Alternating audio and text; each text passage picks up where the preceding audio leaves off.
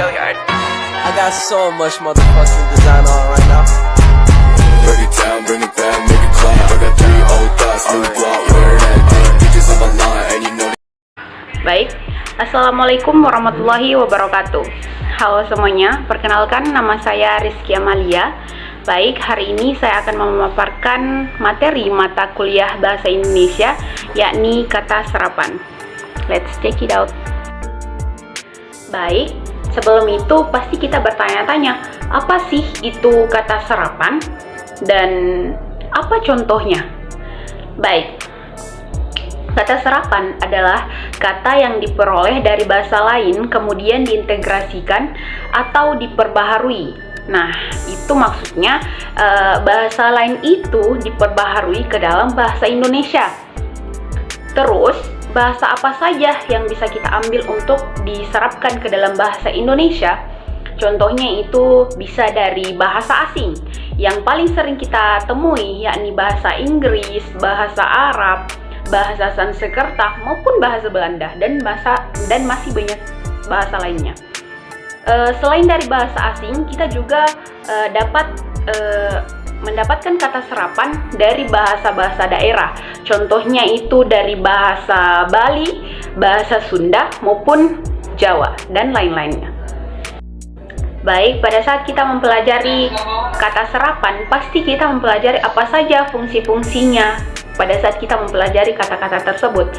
Nah, pastinya pada saat kita mempelajari kata-kata ini, pasti kita dapat memperkaya ragam bahasa Indonesia.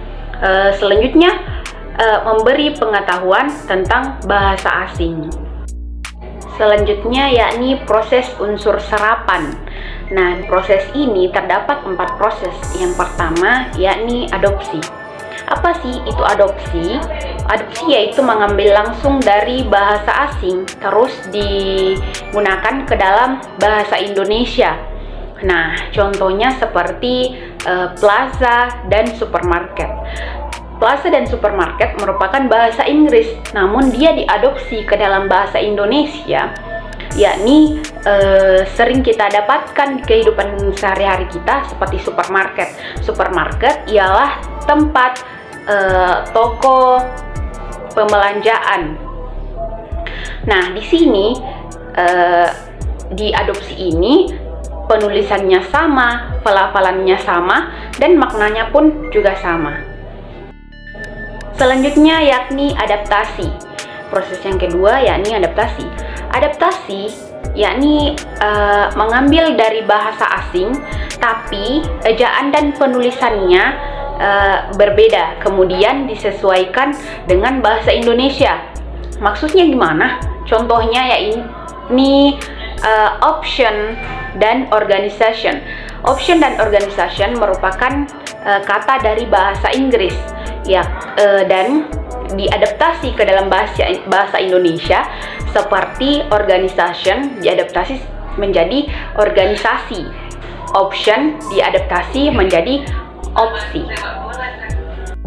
Selanjutnya proses penerjemahan. Nah, di proses penerjemahan yaitu konsepnya sama, hanya sekedar diterjemahkan dari bahasa asing tersebut diterjemahkan ke dalam bahasa Indonesia. Contohnya seperti try out. Try out dalam bahasa Inggris kemudian dimasukkan ke dalam bahasa Indonesia yakni uji coba. Di sini pasti kita sering menemukannya dalam kehidupan sehari-hari. Contohnya seperti try out soal-soal pada saat kita mendaftar sesuatu. Contohnya seperti try out soal CPNS. Nah, pasti kita sering menemukan tersebut.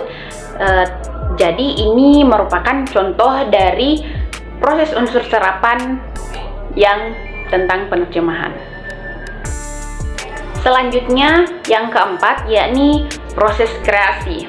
Proses kreasi yaitu konsep dasarnya sama, hanya dikreasikan saja, dijadikan padanan dan dikreasikan.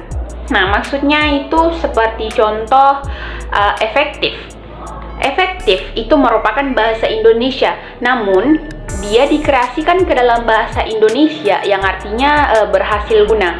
Tapi sering kita lihat di kehidupan sehari-hari kita, baik itu contohnya seperti kolektif, kognitif, dan masih banyak lagi. Baik, karena dari tadi kita sudah memaparkan tentang bahasa-bahasa atau kata serapan yang didapatkan, contohnya itu banyak dari bahasa Inggris. Nah, di sini saya akan memberikan contoh-contoh dari bahasa lain, contohnya dari bahasa Belanda maupun bahasa Arab. Let's check it out.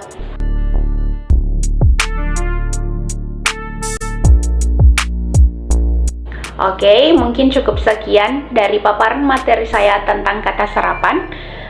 Saya berterima kasih dan pamit undur diri. Wassalamualaikum warahmatullahi wabarakatuh.